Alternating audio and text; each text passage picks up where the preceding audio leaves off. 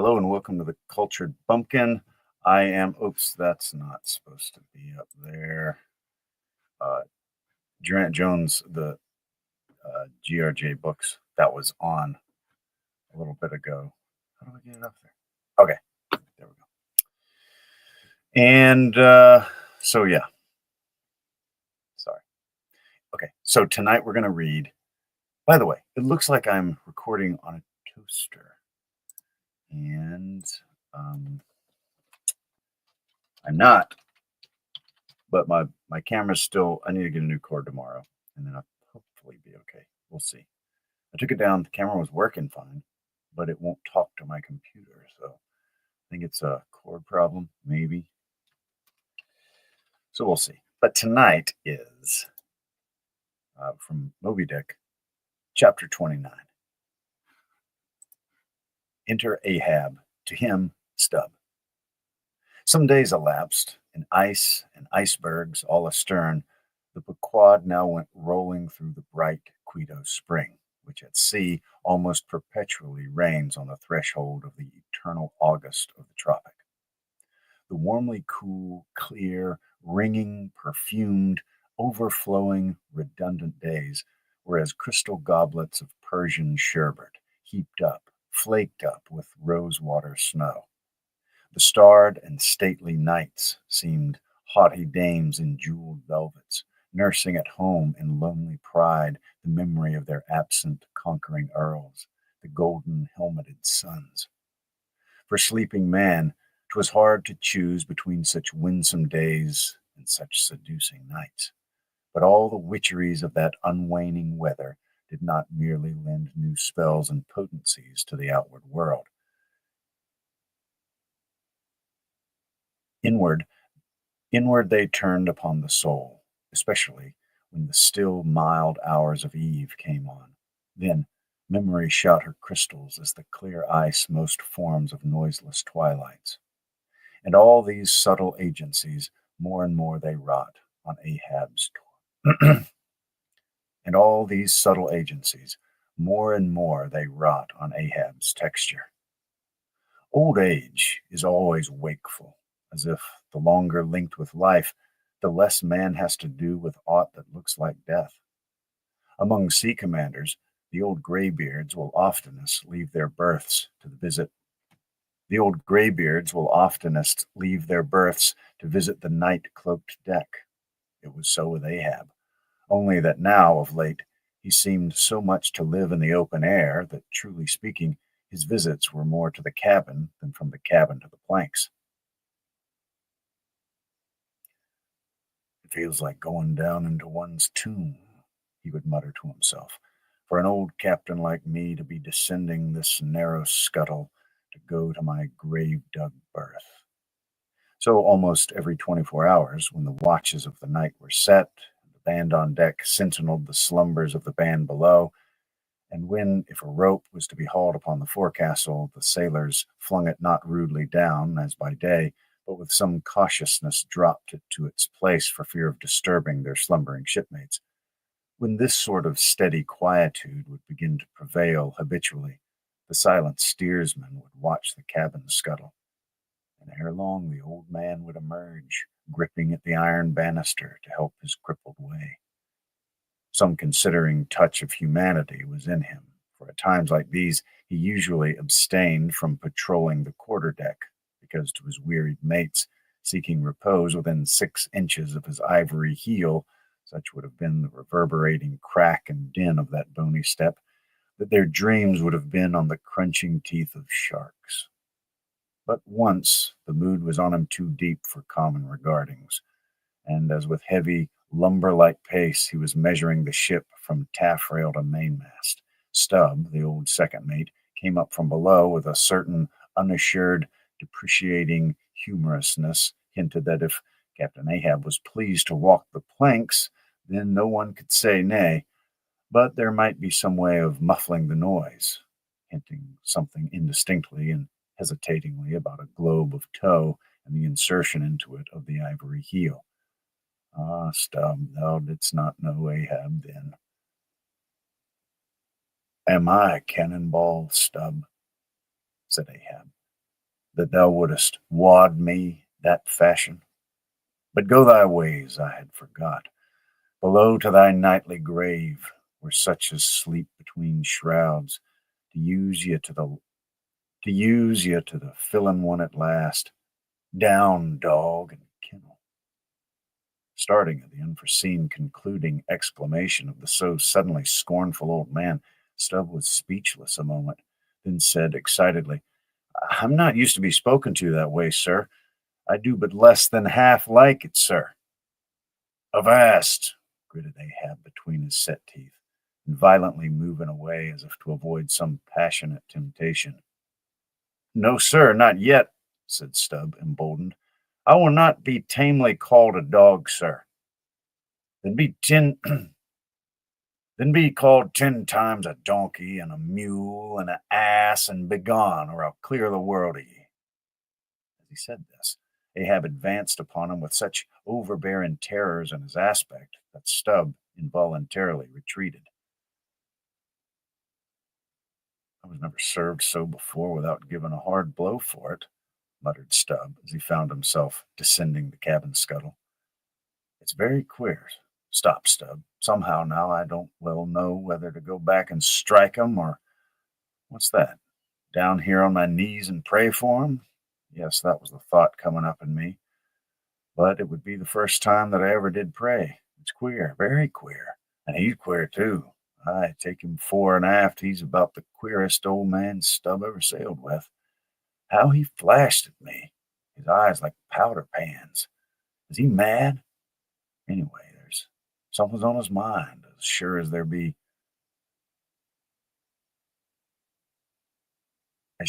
must be something on the deck when it cracks.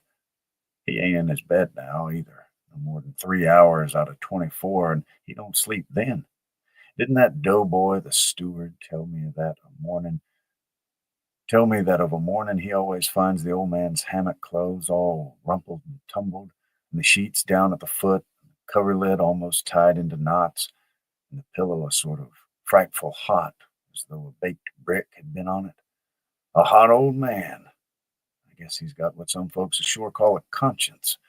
It's kind of a tick dolly row, they say, worse than a toothache. Well, worse nor a toothache. Well, I don't know what it is, but the Lord keep me from catching it. He's full of riddles. I wonder what he goes into the afterhold for every night, as Doughboy tells me he suspects. What's that for, I should like to know. Who's made appointments with him in the hold? Ain't that queer now? But there's no telling. It's the old game. Here goes for a snooze. Damn me, it's worth a fellow's while to be born into the world, if only to fall right asleep. Now that I think of it, that's about the first thing babies do, and that's a sort of queer too. Damn me, but all things are queer, come to think of 'em. But that's against my principles. Think not is my 11th commandment, and sleep when you can is my 12th. So here goes again. But how's that? Didn't he call me a dog? Blazes. He called me 10 times a donkey and piled a lot of jackasses on top of that. He might as well have kicked me and done with me. Maybe he did kick me and I didn't observe it. I was so taken aback with his brow somehow. It flashed like a bleached bone. What's what the devil's the matter with me? I don't stand right on my legs. Coming afoul of that old man has sort of turned me wrong side out. By the Lord, I must have been dreaming, though. How? How? How? The only way is to stash it. So here goes to hammock again, and in the morning I'll see how this plaguey juggling thinks over by daylight. This is the end of chapter 29.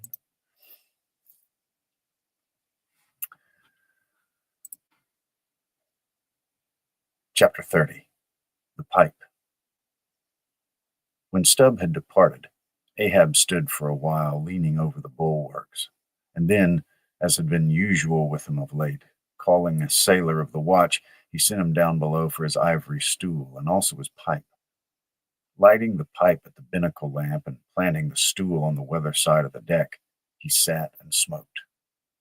In old Norse times, the thrones of the sea-loving Danish kings were fabricated, saith tradition, of the tusks of the narwhal.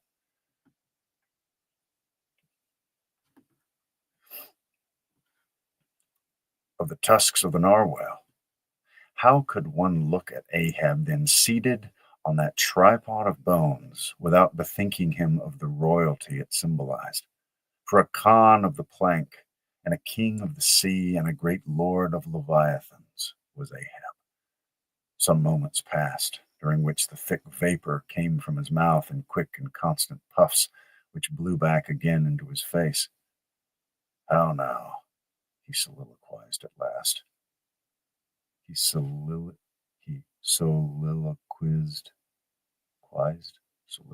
I don't know what the plural. I don't know what the soliloquized. I'll have to look that up.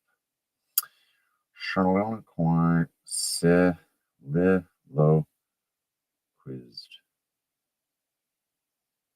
Soliloquize. There we go. How now? He soliloquized at last, withdrawing the tube. This smoking no longer soothes. Oh, my pipe! Hard must it go with me if thy charm be gone. Here have I been unconsciously toiling, not pleasuring, aye, and ignorant smoking to windward all the while, to windward, and with such nervous whiffs as if, like the dying whale, my final jets were the strongest and fullest of trouble. What business have I with this pipe, this thing that is meant for sereneness, to send up mild white vapors among mild white hairs, not among torn iron-gray locks like mine? I'll smoke no more. He's tossed the still-lighted pipe into the sea. The fire hissed in the waves. The same instant, the ship shot by the bubble the sinking pipe made. With slouched hat, Ahab lurchingly paced the planks. End of chapter 30. Chapter 31. Queen Mab. Next morning, Stubb accosted Flask. Such a queer dream, King Post, I never had. You know the old man's ivory leg. Well, I dreamed he kicked me with it. And when I tried to kick him back, upon my soul, my little man, I kicked my right leg off. And then, presto, Ahab seemed a pyramid. And I, like a blazing fool, kept kicking at it. But what was still more cautious, Flask, you know how curious all dreams are, through all this rage that I was in, I somehow seemed to be thinking to myself that, after all, it was not so much of an insult, that kick from Ahab. Why, thinks I, what's the row? It's not a real leg, only a false one. And there's a mighty difference between a living thump and a dead thump. That's what makes a blow from the hand, Flask, 50 times more savage to bear than a blow from a cane. The living member, that makes the living insult, my little man. And thinks I to myself all the while, mind, while I was stubbing my silly toes against that cursed pyramid, so confoundedly contradictory was it all the while, I say, I was thinking to myself, what's his leg now but a cane, a whalebone cane? Yes, thinks I, it was only a playful cudgeling. In fact, only a whaleboning that he gave me, not a basic kick, not a base kick. Besides, thinks I, look at it once. Why the end of it? The foot part. What a small sort of end it is. Whereas if a broad-footed farmer kicked me, there's a devilish broad insult. But this insult is whittled down to a point only. And now comes the greatest joke of the dream, Flask. While I was battering away at the pyramid, a sort of badger-haired old merman with a hump on his back takes me by the shoulders and shows me round. Takes me by the shoulders and slews me round. What are you about? Says he. Slid, man, but I was frightened. Such a fizz. But somehow, next moment, I was over the fright. What am I about? Says I at last. And what business is that of yours, I should like to know, Mr. Humpback? You want a kick? By the Lord, Flask, I had no sooner said that than he turned round his stern to me, bent over, and dragging up a lot of seaweed he had for a clout. What do you think I saw? Why, thunder alive, man, his stern was stuck full of marlin spikes, with the points out. Says I on second thought, I guess I won't kick you, old fellow. Wise Stub, he said, wise Stub, and kept muttering it all the time, sort of eating of his gums like a chimney hag. Seeing he wasn't going to stop saying over his Seeing he wasn't going to stop saying over his wise stub, I thought I might as well fall to kicking the pyramid again. But I'd only just lifted my foot for it when he roared out, Stop that kicking! Hello, says I. What's the matter, old fellow? Looky here, says he. Let's argue the insult. Cap Mayhag, Cap Mayhab kicked you, didn't he? Yes, he did, said I. Right here it was. Very good, says he. He used his ivory leg, didn't he? Yes, he did, said I. Well, then, says he, wise Stub, what have you to complain of? Didn't he kick with right good will? It wasn't a common pine pitch leg he kicked with, was it? No, you were kicked by a great man and with a beautiful ivory leg. And with a beautiful ivory leg, Stub. It's an honor. I consider it an honor. Listen, wise Stub, in old England, the greatest lords think it great glory to be slapped by a queen and made garter knights out of. But be your boast, Stub, that you were kicked by old Ahab and made a wise man of. Remember what I say. Be kicked by him, account his kicks honors, and on no account kick back. You can't help yourself, wise Stub. Don't you see that pyramid? With that, he all of a sudden seemed somehow, in some queer fashion, to swim off into the air. I snored, rolled over, and there I was in my hammock. Now, what do you think of that dream, Flask? I don't know. It seems sort of foolish to me, though. Maybe. But it's made a wise man of me, Flask. You see Ahab standing there, sideways, looking over the stern? Well, the best thing you can do, Flask, is to let the old man alone. Never speak to him, whatever he says. Ho! What's that he shouts? Hark! Masthead there! Look sharp, all of you! There are whales hereabouts! If you see a white one, split your lungs for him. What do you think of that now, Flask? Ain't there a small drop of something queer about that, eh? A white whale? Did you mark that, man? Look ye, there's something special in the wind. Stand by for it, Flask. Ahab has that. Ahab has that's bloody on his mind. But boom, he comes this way. That was chapter 31. All right. Well, that was 3 good chapters, and yeah, I'm gonna leave her there, and I'll catch you next time.